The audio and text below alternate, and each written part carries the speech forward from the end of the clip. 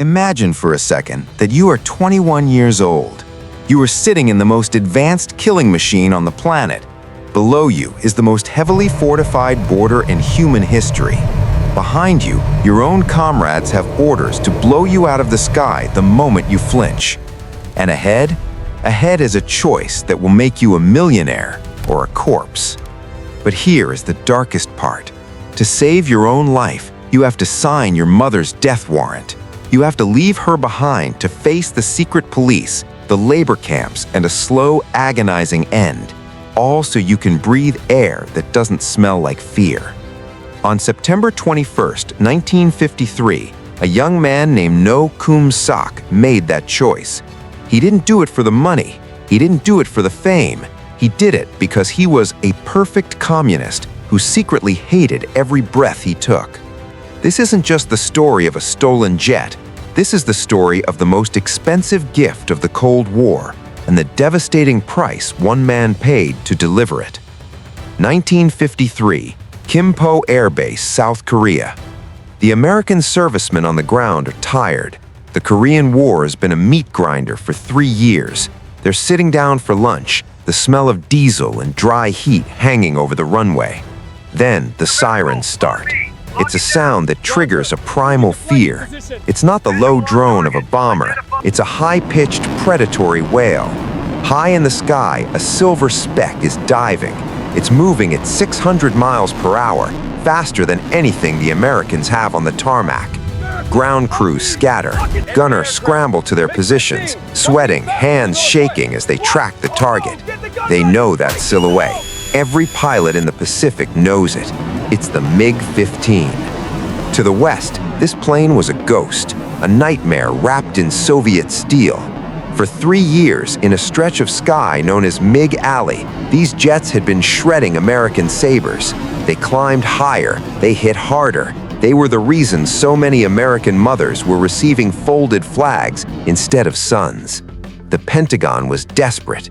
They didn't just want to beat the MiG, they needed to own one. They needed to tear it apart, find its heartbeat, and learn how to kill it.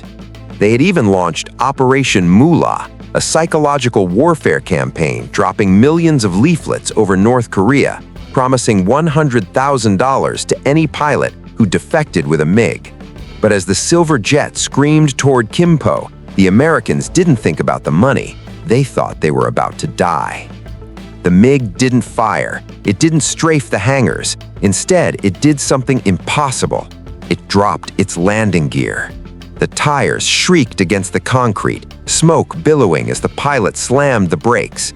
The jet skidded to a halt in the middle of the base, surrounded by stunned American soldiers with their rifles raised. The canopy hissed open. A young man stepped out. He looked exhausted. He looked terrified. He didn't speak English. He just raised his hands and gave the Americans a shaky, desperate smile. He had no idea he was now the richest defector in history. He just knew he was finally free. To understand why Kum-Sok risked a bullet in the back of the head, you have to understand the world that built him. He was born into a Korea that no longer exists. His father was a businessman, a man who believed in independence and hard work. But when the Iron Curtain fell across the 38th parallel, success became a crime. In 1947, when No was just 15, his father vanished. No trial, no explanation, just a knock on the door and a void where a parent used to be. In the new North Korea, the families of class enemies were marked for life. They were the untouchables. No's mother pulled him aside and gave him the only advice that mattered. Keep your head down, smile, survive. So Kum-Sok became an actor. He gave the performance of his lifetime every single day. He joined the Communist Youth League. He shouted the slogans louder than anyone else. He memorized the works of Marx and Lenin. He volunteered for the hardest shifts. While his heart burned with a quiet, icy rage against the regime that took his father, his face was the picture of a loyal revolutionary. He was so good at the lie that the state rewarded him. They sent him to the Air Force Academy. They gave him the ultimate honor, the chance to fly the MiG-15. Think about the pressure. Every day, he sat in classes taught by Soviet officers who looked at Koreans as expendable pawns. Every day, he watched his classmates disappear if they showed a hint of hesitation. If you failed a test, you were sent to the infantry, a death sentence on the front lines. But No didn't fail. He became one of their best. He was disciplined, he was precise, and he was waiting. He flew combat missions against the Americans. He saw the F-86 Sabres in his sights, but he never pulled the trigger. He wasn't there to kill. He was calculating the distance. He was measuring the fuel. He was looking for a gap in the cage. September 21st, 1953. The war is technically over. An armistice has been signed, but the border is a hair trigger. No Kum-Sok is stationed at Sunan Air Base near Pyongyang. It's a routine training flight. 16 MiGs are scheduled to take off in formation. This is the most dangerous moment of his life. North Korean pilots never fly alone. They fly in pairs, in groups, always watching each other. Your wingman is not just your partner, he is your executioner. If you deviate from the flight path, he is ordered to shoot you down immediately. No climbs into the cockpit. The smell of kerosene and oxygen fills his mask. His heart is hammering against his ribs like a trapped bird. He goes through the checklist: flaps, trim, engine start.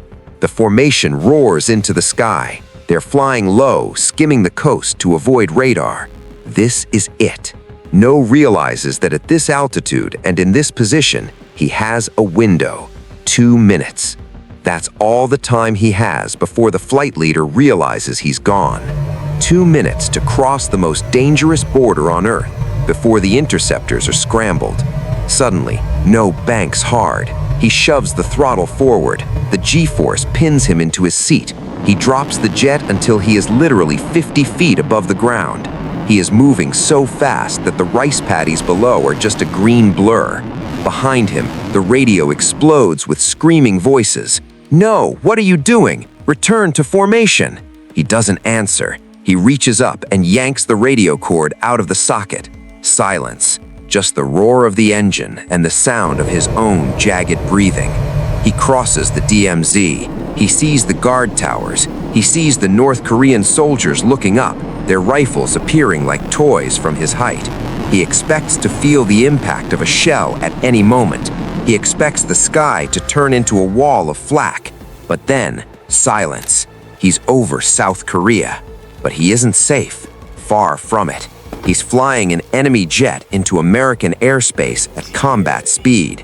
To the Americans, he isn't a defector, he's a target. Freedom never comes free. Sometimes you pay for it with your country. Sometimes you pay for it with your name. And sometimes you pay for it with the people you love the most.